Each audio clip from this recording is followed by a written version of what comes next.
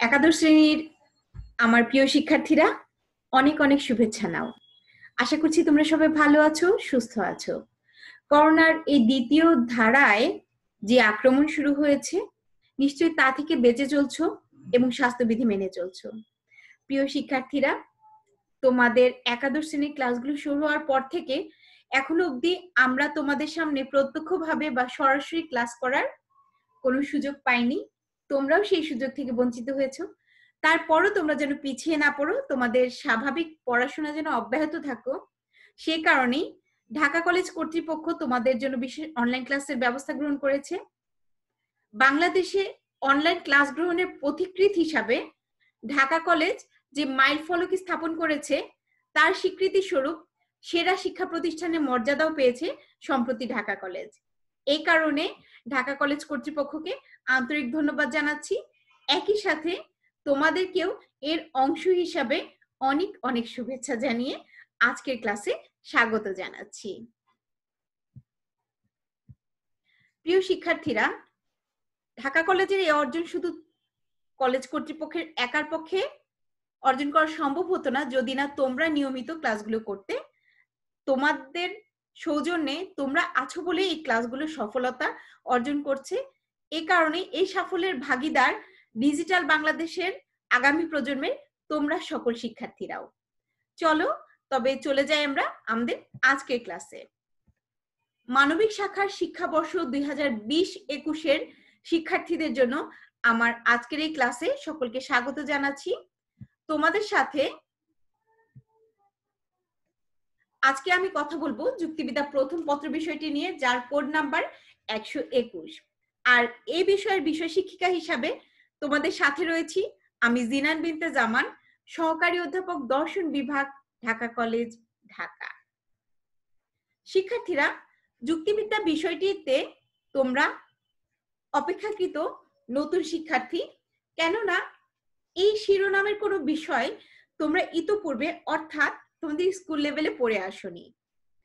তাই তোমরা যারা যুক্তিবিদ্যা বিষয়টিকে তোমাদের পছন্দের বিষয় হিসেবে নির্বাচন করেছো, তাদের মধ্যে অনেক প্রশ্ন, অনেক দ্বিধা, অনেক দ্বন্দ্ব রয়েছে বা ছিল, যা আমরা নিরসন করার চেষ্টা করেছি যুক্তিবিদ্যা সম্বন্ধে তোমাদের ধারাবাহিক ধারণা দিয়ে যাওয়ার মাধ্যমে।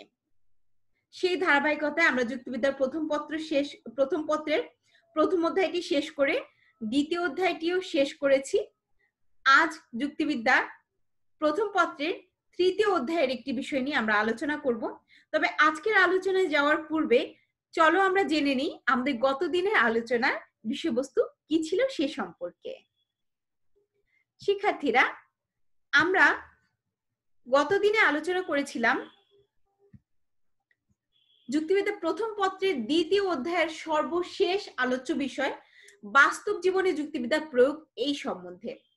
আমরা সেদিনের আলোচনায় দেখেছিলাম বাস্তব জীবনে যুক্তিবিদ্যার কতটুকু প্রয়োজনীয়তা নিয়ে হাজির হচ্ছে বা যুক্তিবিদ্যার আদৌ কোনো উপযোগিতা আমাদের বাস্তব জীবনে রয়েছে কিনা সে বিষয়ে অনেকেরই কিন্তু দ্বিমত রয়েছে। অনেকেই সমালোচনা করেছেন যে যুক্তিবিদ্যার কোনো প্রয়োজন নেই, যুক্তিবিদ্যা আমাদের নতুন করে কোনো জ্ঞান দিতে পারে না, যুক্তিবিদ্যা আমাদের বুদ্ধিবৃত্তিকে বৃদ্ধিতে সাহায্য করছে না, বা যুক্তি ক্ষমতা আমার সহজাত ক্ষমতা ইত্যাদি নানা ভাবে।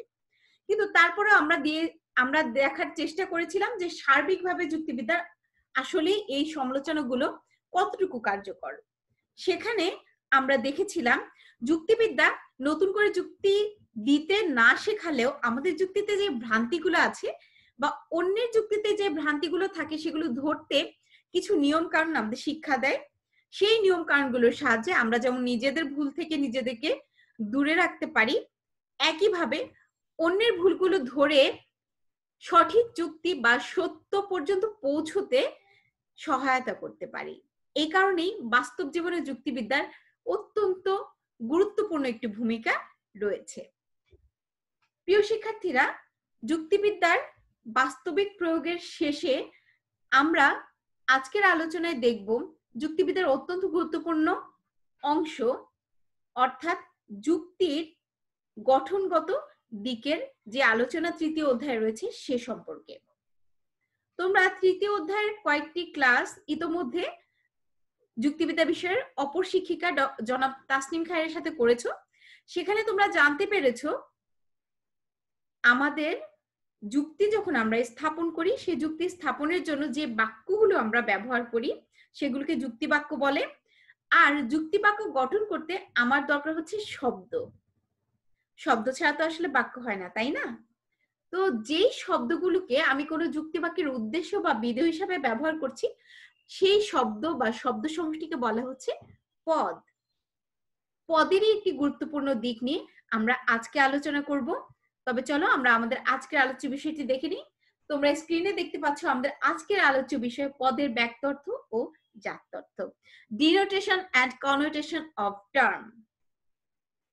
প্রিয় শিক্ষার্থীরা, পদের যে ধারণাটি রয়েছে, অর্থাৎ কোন একটি যুক্তিবাক্য গঠনকারী উদ্দেশ্য বা বিধেয় হিসাবে ব্যবহৃত শব্দ বা শব্দাংশগুলোকে যেহেতু বা শব্দ সমষ্টিগুলোকে আমরা যেহেতু পদ বলছি, তাহলে স্বভাবতই প্রশ্ন আসতে পারে যে পদের প্রকৃত বৈশিষ্ট্যগুলো কি কি, বা পদের আসল ধরনটি কিভাবে জানা যায়, বা পদ আমরা কেন বলছি, পদের কি কি বৈশিষ্ট্য থাকা জরুরি, বা কি কি বৈশিষ্ট্য থাকলে একটি পদকে আমরা প্রকৃতপক্ষে পদের মর্যাদা দিতে পারি।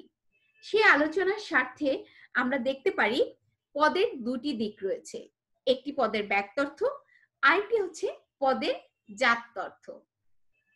ব্যক্তার্থ বলতে সাধারণভাবে পদের পরিমাণগত বা সংখ্যাগত দিকটিকে বোঝানো হয়ে থাকে, অপরদিকে জাত্যার্থ বলতে বোঝানো হয়ে থাকে পদের গুণগত দিকটিকে। তবে চলো আমরা বিস্তারিত আলোচনায় স্ক্রিনে চলে যাই।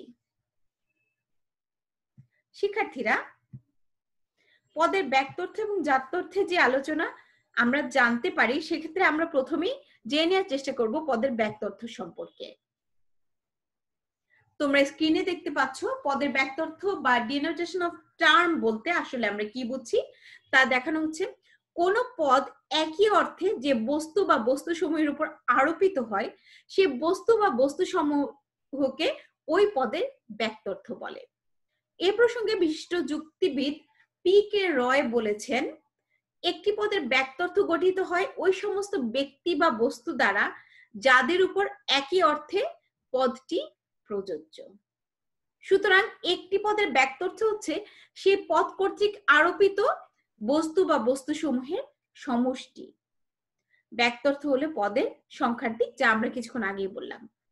উদাহরণ হিসেবে বলা হচ্ছে মানুষ পদটির ব্যক্তার্থ হচ্ছে সকল মানুষ।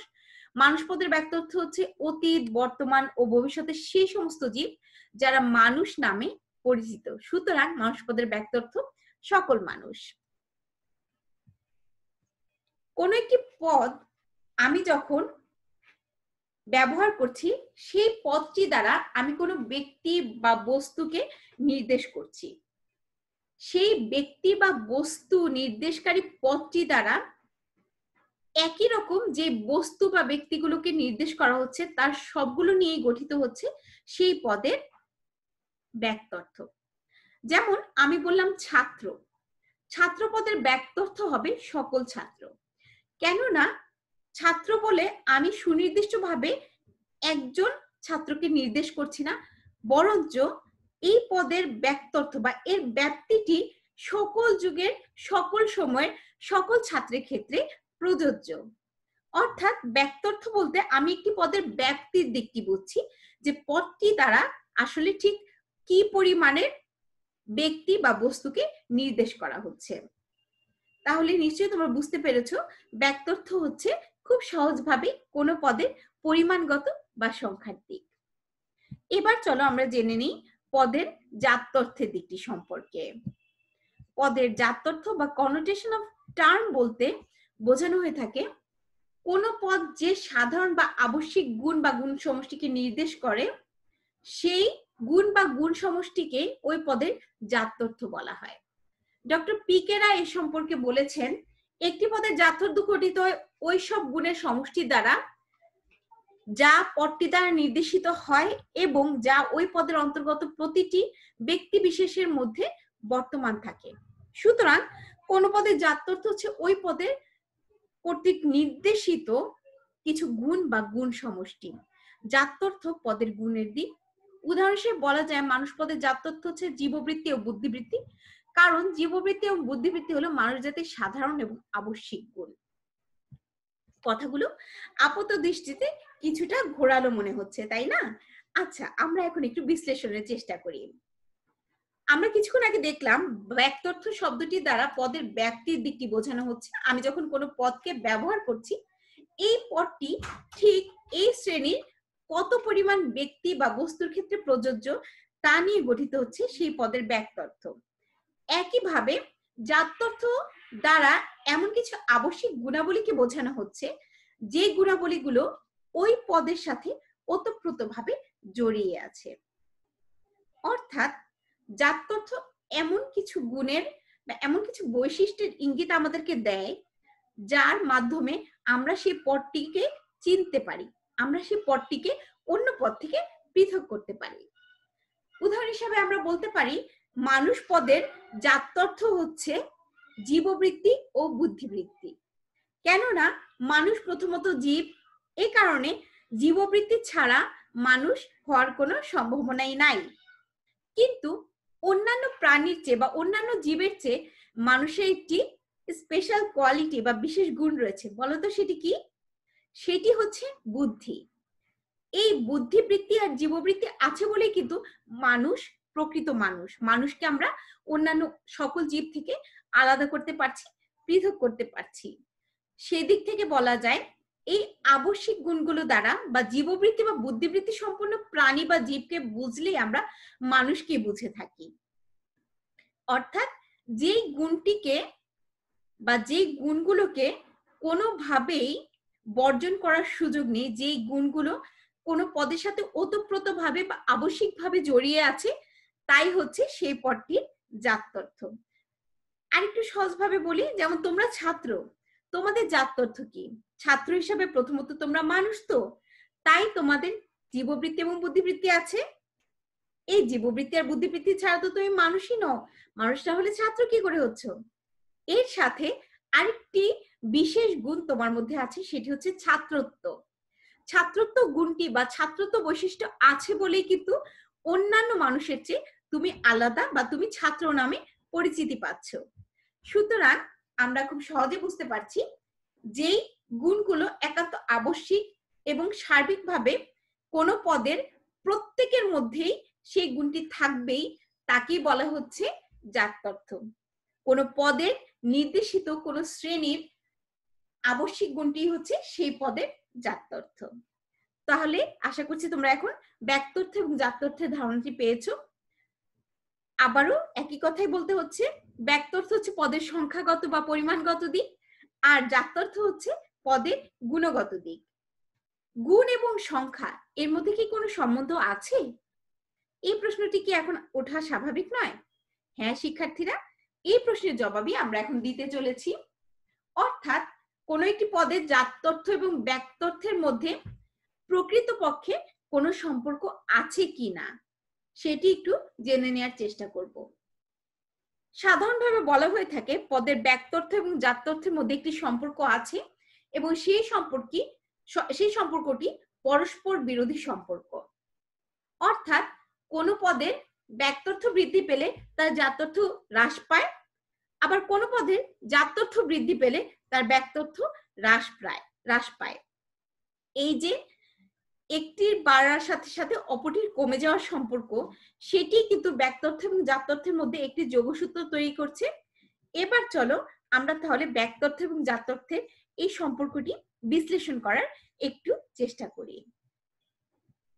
প্রিয় শিক্ষার্থীরা, তোমরা স্ক্রিনে দেখতে পাবে এখন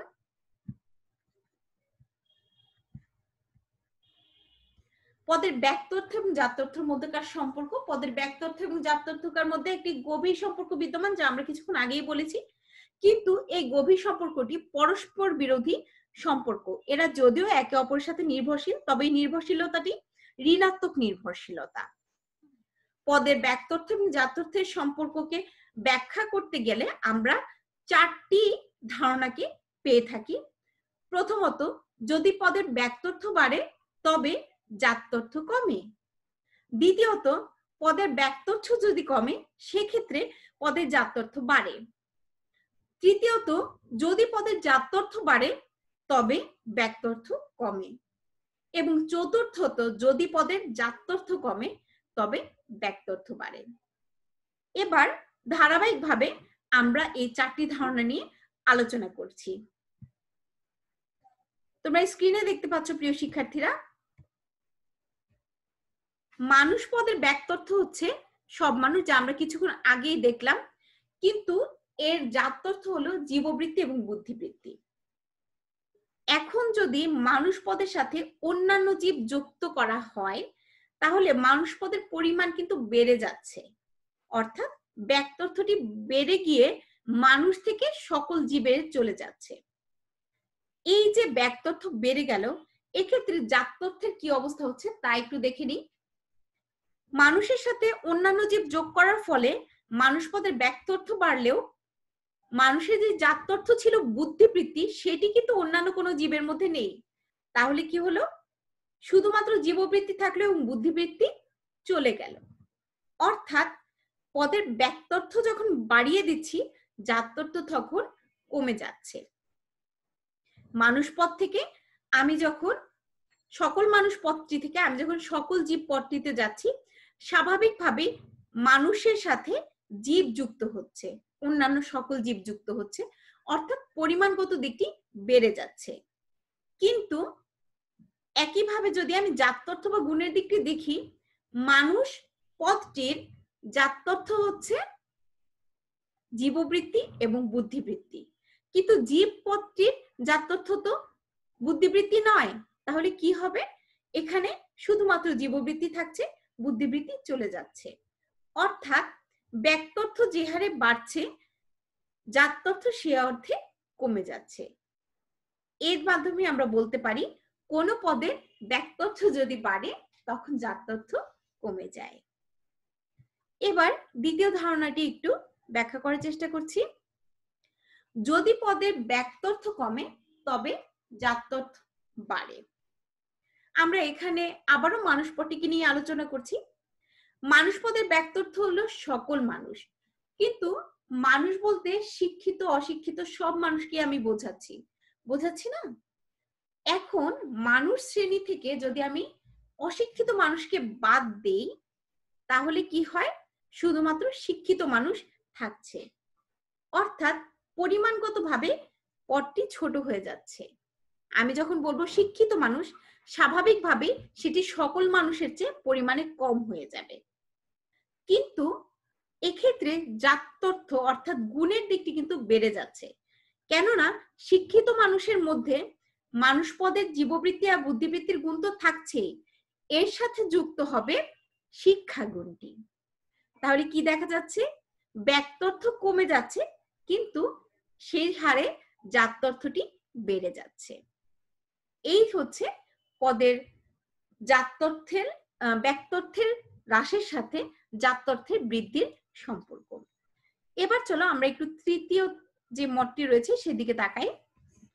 কোন পদের জাত্যর্থ যদি বাড়ে তবে ব্যক্তর্থ কমে। আবার আমরা মানুষ পদটি নিয়ে একটু আলোচনা করছি। মানুষ পদের জাত্যর্থ হলো জীববৃত্তি ও বুদ্ধিবৃত্তি। এখন মানুষ পদের জাত্যর্থের সাথে আমি যদি শিক্ষা গুণটি যোগ করি, সেক্ষেত্রে কি হলো? জীববৃত্তি, বুদ্ধিবৃত্তি এবং শিক্ষা। আগে যেখানে দুটি গুণ ছিল সেখানে এখন তিনটি গুণ আসছে, অর্থাৎ জাত্যর্থ কিন্তু বেড়ে যাচ্ছে। কিন্তু ব্যক্তর্থের বেলায় কি হচ্ছে? মানুষ পদ থেকে আমি সীমিত হয়ে চলে আসছি শিক্ষিত মানুষে, কেননা মানুষ পদের ব্যাপ্তি যতটা বড়, শিক্ষিত মানুষ পদের ব্যাপ্তিটি এত বড় নয়। কেননা মানুষের মধ্যে তো শিক্ষিত অশিক্ষিত সবাইকে আমি ধরেছিলাম, কিন্তু যখন আমি শিক্ষিত মানুষ বলবো তখন কিন্তু অশিক্ষিত মানুষের অংশটি বাদ যাচ্ছে। অর্থাৎ কি দেখা যাচ্ছে? আমার কোন পদের জাত্যর্থ যখন আমি বৃদ্ধি করব, এর ব্যক্তর্থটি কমে যাবে। গুণ বেড়ে গেলে পরিমাণটি কমে যাচ্ছে। এবার সবশেষ যে ধারণাটি রয়েছে সেটি নিয়ে একটু আলোকপাত করছি। কোন পদের জাত্যর্থ কমলে ব্যক্তর্থ বাড়ে। মানুষ পদটি নিয়ে আমরা আলোচনা করছিলাম, সেই হিসাবে আমরা বলতে পারি মানুষ পদের জাত্যর্থ হচ্ছে জীববৃত্তি, বুদ্ধিবৃত্তি। এখন মানুষ পদের জাত্যর্থ থেকে আমি যদি বুদ্ধিবৃত্তি গুণটিকে বাদ দিই, অর্থাৎ আমি জাত্যর্থটিকে কমিয়ে ফেলছি, বুদ্ধিবৃত্তি বাদ দিলে কি থাকছে? শুধুমাত্র জীববৃত্তি। দুটি গুণ থেকে একটি গুণে আমি আসলাম। সেক্ষেত্রে মানুষ বা সকল মানুষ থেকে আমার পরিমাণটি বেড়ে যাবে সকল জীবে। কেননা জীববৃত্তি কেবলমাত্র জীবের গুণ, জীববৃত্তি কিন্তু মানুষের একক গুণ নয়। এই জীববৃত্তি গুণটির মধ্যে মানুষ সহ সকল জীব অন্তর্ভুক্ত। তার মানে কি দাঁড়াচ্ছে? আমি যখন জাত্যর্থকে হ্রাস করছি বা কমিয়ে ফেলছি, তখন আমার ব্যক্তর্থটি বেড়ে যাচ্ছে। এই যে জাত্যর্থ এবং ব্যক্তর্থের বিপরীতমুখী হ্রাস বৃদ্ধির সম্পর্ক, এই বিপরীতমুখী হ্রাস বৃদ্ধির সম্পর্কটিকে আমরা কিন্তু গাণিতিক ভাবে বা প্রতীকী ভাবেও দেখাতে পারি। চলো আমরা একটু বোর্ডে গিয়ে তা দেখার চেষ্টা করি। প্রিয় শিক্ষার্থীরা, লক্ষ্য করো,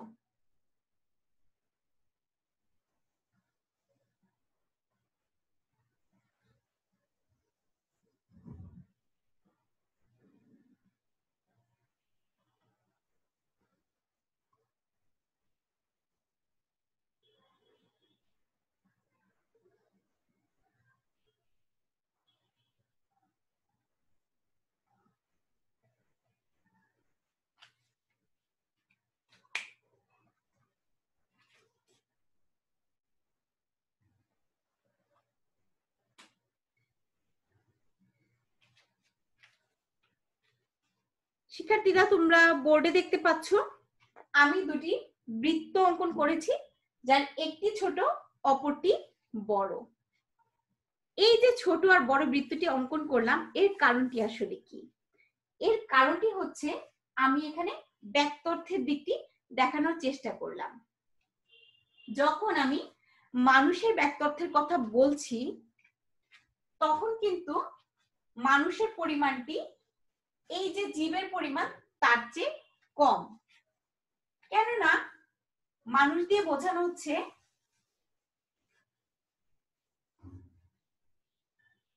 সকল মানুষ, আর জীব দিয়ে বোঝানো হচ্ছে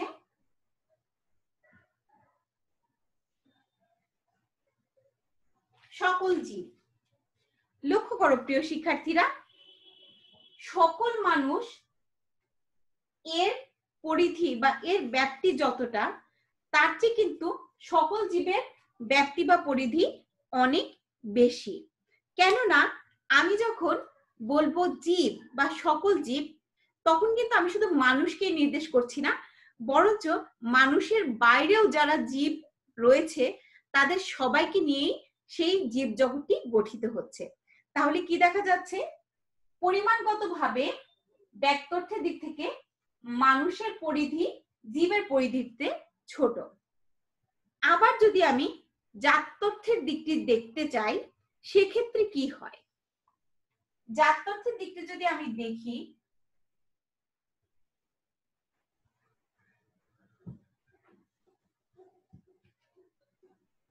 বা গুণের দিকটি যদি আমি দেখি, তখন কিন্তু জীবের পরিধিটি মানুষের চেয়ে কমে যায়। কেন কমে যাচ্ছে? কেননা জীবের মধ্যে গুণ হিসাবে রয়েছে শুধুমাত্র জীববৃত্তি, কিন্তু মানুষের মধ্যে গুণ হিসাবে রয়েছে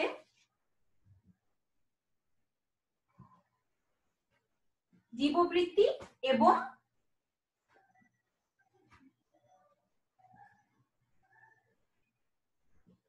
বুদ্ধিবৃত্তি। অর্থাৎ গুণগতভাবে জীবের পরিধি মানুষের চেয়ে ছোট। তাহলে কি দেখা যাচ্ছে? ব্যক্তর্থ যখন বৃদ্ধি পাচ্ছে, জাত্যর্থ তখন কমে যাচ্ছে। আবার জাত্যর্থ যখন বৃদ্ধি পাচ্ছে, ব্যক্তর্থ তখন কমে যাচ্ছে। একটি চার্টের মাধ্যমে আমরা বোধহয় বিষয়টি আরো কিছুটা সহজভাবে উপস্থাপন করতে পারি।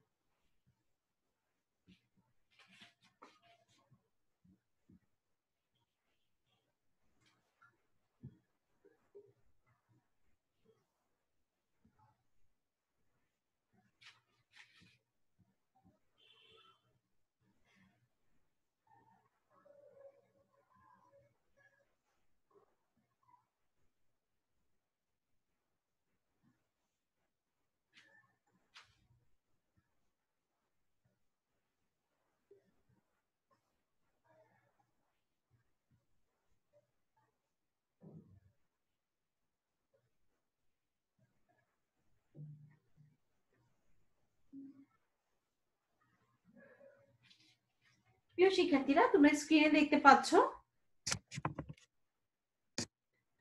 আমরা পদ হিসাবে যখন জীবের কথা বলবো তখন তার ব্যাক্তর্থ থাকবে সকল জীব এবং এর জাত্যর্থ হবে কেবলমাত্র জীববৃত্তি। তারপরে যখন পদ হিসেবে মানুষের কথা বলছি তখন এর ব্যাক্তর্থ হচ্ছে সব মানুষ বা সকল মানুষ এবং এর জাত্যর্থ হবে জীববৃত্তির সাথে বুদ্ধিবৃত্তিও যুক্ত হচ্ছে। সবশেষে আমরা যখন সৎ মানুষের কথা বলছি তখন সব সৎ মানুষ হবে এর ব্যাক্তর্থ, আর এর জাত্যর্থ হবে জীববৃত্তি, বুদ্ধিবৃত্তি এবং সততা। এখানে একটা বিষয় লক্ষণীয়, সেটি হচ্ছে জীব থেকে যখন আমি মানুষের ব্যাক্তর্থ বলছি তখন কিন্তু পরিমাণগত ভাবে এটি কমে যাচ্ছে, কেননা সব জীব হলেও সব মানুষ যখন আমি বলছি তা কিন্তু জীব জগতের পুরোটার একটি অংশ মাত্র। এই যে সব জীবের মধ্যে মানুষ ও অন্যান্য জীব ছিল, সেখানে আমি যখন সব মানুষের কথা বলবো তখন কিন্তু অন্যান্য জীবগুলো বাদ হয়ে যাচ্ছে, কেবলমাত্র মানুষ থাকছে, তার মানে ব্যাক্তর্থটি আমার কমে যাচ্ছে। সেদিকে জাত্যর্থের বেলায় কি ঘটছে দেখো, জীবের জাত্যর্থ বা আবশ্যিক গুণ হচ্ছে জীববৃত্তি, কিন্তু মানুষের জাত্যর্থ বা আবশ্যিক গুণ হচ্ছে জীববৃত্তি এবং বুদ্ধিবৃত্তি। অর্থাৎ পরিমাণ কমে গেলেও জাত্যর্থ কিন্তু বেড়ে যাচ্ছে, অর্থাৎ গুণটি বেড়ে যাচ্ছে। একইভাবে আমরা যদি দেখি, আমি যখন সৎ মানুষের কথা বলবো তখন সব সৎ মানুষ এর পরিধি সব মানুষের তুলনায় কিন্তু কম, কারণ আমি যখন সব মানুষ বলবো তখন কিন্তু সেখানে সৎ অসৎ সবাইকে আমি বিবেচনা করব, কিন্তু যখন আমি বলছি সব সৎ মানুষ তখন অসৎ মানুষের অংশটি এখান থেকে বাদ পড়ে যাবে। তাহলে পরিমাণ বা ব্যাক্তর্থ কমছে, কিন্তু অপরদিকে দেখা যাচ্ছে জাত্যর্থের বেলায় কিন্তু একটি বাড়তি গুণ যোগ হচ্ছে। সেটি হচ্ছে সততা।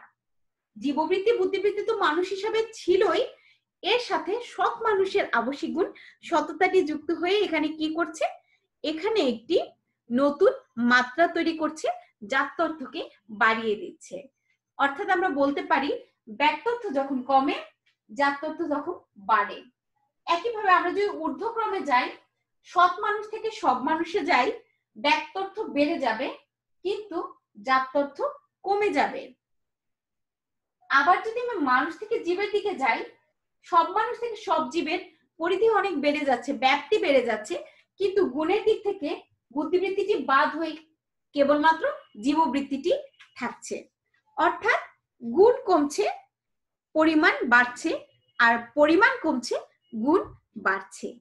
এভাবেই আমরা জাত্যর্থ এবং ব্যাক্তর্থের পরস্পর বিরোধী যে সম্পর্কটি রয়েছে তাকে ব্যাখ্যা করতে পারি। তবে কোনো কোনো যুক্তিবিদ জাত্যর্থ এবং ব্যাক্তর্থের এই যে পরস্পর বিরোধী বিপরীতমুখী ক্রিয়া প্রতিক্রিয়ার সম্পর্কটিকে স্বীকার করেন না। তাদের মতে জগতে বা বস্তু জগতে বস্তু বা ব্যক্তির যে সংখ্যা তা আসলে একই থাকে, সেক্ষেত্রে গুণগত বা পরিমাণগত যে পার্থক্য সেটি কেবলমাত্র বাহ্যিক একটি পার্থক্য। ধরে নেওয়া যাক আমি মানুষ পদটি দ্বারা আজকে সকল মানুষকে যেভাবে বোঝাচ্ছি, কোন একটি দুর্ঘটনায় যদি অনেক মানুষ মারাও যায়, কাল থেকেও কিন্তু আমি মানুষ বলতে সেই পুরো অংশটাকে বোঝাবো। অর্থাৎ পরিমাণের যে পার্থক্যটা ঘটছে সেটিকে আমি আকারগত ভাবে গ্রহণ করছি না, বা এই দুর্ঘটনায় কিন্তু মানুষের কোনো গুণেরও পরিবর্তন ঘটছে না। অর্থাৎ তারা অনেকেই বাস্তব দৃষ্টিভঙ্গির ক্ষেত্রে পদের ব্যাক্তর্থ ও জাত্যর্থের এই বিপরীতমুখী হ্রাস বৃদ্ধির সম্পর্ক যেটি রয়েছে তাকে স্বীকার করতে চান না। তারপরেও এই বিষয়টি যুক্তিবিদ্যায় যুক্তির খাতিরে আমাদের মেনে নেওয়া অত্যন্ত গুরুত্বপূর্ণ। আশা করছি তোমরা এই বিষয়গুলো মনে রাখবে এবং যথাযথ অনুশীলনের মাধ্যমে নিজেদের যেই ত্রুটিগুলো আছে সেগুলি কাটিয়ে ওঠার চেষ্টা করবে। প্রিয় শিক্ষার্থীরা, আজকের ক্লাসে এই ছিল আমাদের আলোচনা। আজকের এই ক্লাসটিতে আমরা আলোচনা করেছি পদের দুটি গুরুত্বপূর্ণ দিক, সংখ্যাগত দিক বা পরিমাণগত দিক হিসেবে ব্যাক্তর্থ আর গুণগত দিক হিসাবে জাত্যর্থের ধারণাটি। শুধু তাই নয়, ব্যক্তর্থ আর জাত্যর্থের মধ্যে পরস্পর বিরোধী যে সম্পর্ক রয়েছে সেটি নিয়েও আমরা আলোকপাতের চেষ্টা করেছি। আশা করছি তোমাদের ধারণা অনেকটাই স্পষ্ট হয়েছে।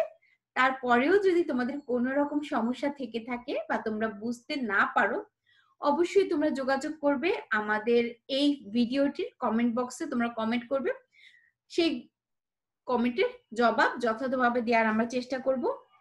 আর আগামী ক্লাসে তোমাদের আবারও স্বাগত জানাচ্ছি। সে পর্যন্ত সবাই ভালো থাকবে। আগামী ক্লাসে আমাদের আলোচ্য বিষয় কাইন্ডস অফ টার্ম বা পদের প্রকারভেদ। আমরা দেখব এই যে পদ নিয়ে আমরা আলোচনা করছি, পদের আসলে কতগুলো ধরন রয়েছে। পদ বলতে আমরা আসলে কি বোঝাচ্ছি সেটি যেমন জানলাম, পদের দুটি গুণের দিক, দুটি বিশেষ বৈশিষ্ট্যের দিক আমরা জানলাম।